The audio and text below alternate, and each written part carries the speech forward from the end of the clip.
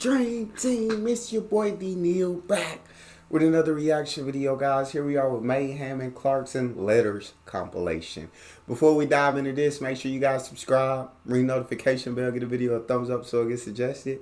Let's do it. Of letters every week sent here to our Top Gear office, and to be honest, most of them we ignore. Until recently, we suddenly decided, well, this is an untapped resource, and we've spotted a bit of a theme developing. Absolutely. We get 100 million letters every week from women complaining about their men's love of cars. This is true, we do. We don't write to Trini and Susanna on what not to wear and complain about women coming out of changing rooms going, this dress is perfect and I love the colour, I'll try something else on. No, we don't. And yet, let me just share this one. This is from Corinna Behrman of Swindon, and she says, in December last year, I was expecting our baby. I went into labour, we went to hospital, my labour turned out to be slow, and we sat watching television in the communal lounge area. Top Gear came on as I started to get painful contractions. My fiancé Darren, as always, was glued to your programme, was oblivious to the pain I was in. Occasionally he turned to me and asked, all right? And then turned back to your programme before I'd even responded. Only after Top Gear had finished did he pay any attention, we were able to go back to my hospital room. Oh my God. Yes, if you're going to write a letter in, try and have a point, or maybe something contentious in there. What's that about? I have no idea. This theme continues. I've got one here. Now, along the same sort of line. Hi, Jeremy! With an exclamation mark. It's very irritating. But this is from Claire, and she signed it with a little X, which is like a little kiss. My boyfriend has just bought a new Audi A3. Fair enough. Now he's driving me mad with this new game he has where he tries to plip the remote locking from as far away as possible. Is he normal? Yes, clearly. In fact, I'd say, if anything, he sounds like a bit of an amateur. Yeah, because it's how you do the plip that matters. Claire, I'm going to... This is for your fella. I'm going to show some moves here. Yeah. I've got some special ones. This first one is called the Bond, and it's perhaps more of a closing manoeuvre. So the car's there, and you walk away from your car thus, and then at the last minute, you turn and fire. It's a simple, good one to start with, I reckon. Keeping the range good. Yeah. I quite like the high shot. If you could demonstrate that. Well, the true high shot is that. That's the high shot, which we like very much. Then there's a really good one, which is the I've lost my car in the multi-story. That's also known as the lawn sprinkler, like that. Waiting for the... like that, yes. Waiting for the things to... That's also known as the lawn sprinkler.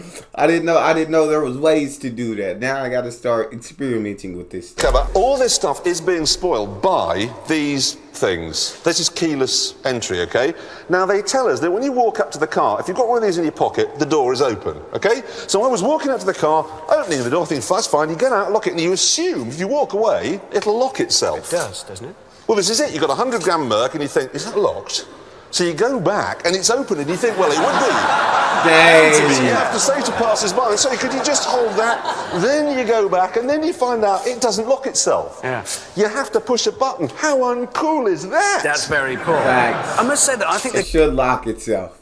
At that point, if you're giving me the thing, you should lock yourself when I walk away and unlock when I walk up. Going the wrong way with these sort of pairing that back, actually. with these key cards, pairing them down to nothing. I think if they really want to know their market and appeal to, let's be honest, us chaps, they should go the other way and make them more elaborate. Getting back to the original question about range, I was told something, and you don't know this, I was told something this morning which sounded astonishing. So I had to try it out. I am now about 40 yards from the back of my car, and the central locking is still working fine. But if I go back another 10 or 15 yards to say here, we're out of range. However, if I put the key against my head, like so, and try again... That's crazy. It's working! That's wild. Doesn't work like that. Does work. What the? What have I done to my head? It does work. That's crazy. It doubles the range, pretty much. It doubles the range that it works using your head. Do you have to have your mouth open?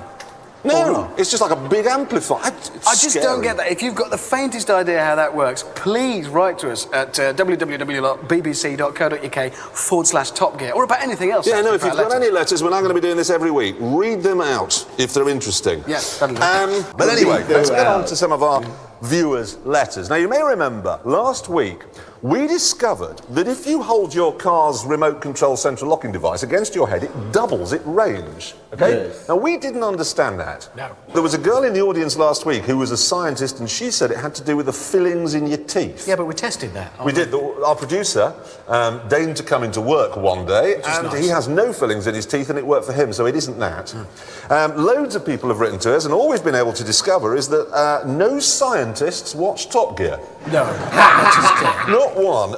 There's a chap here who says the reason is it's because your body acts like a grounding plane, which sounds good. It sounds a sort of plausible explanation, but then you read on, and he's got a GSXR 1000, which I believe. That was brilliant. Yeah. He's a biker, sound fellow, I believe him.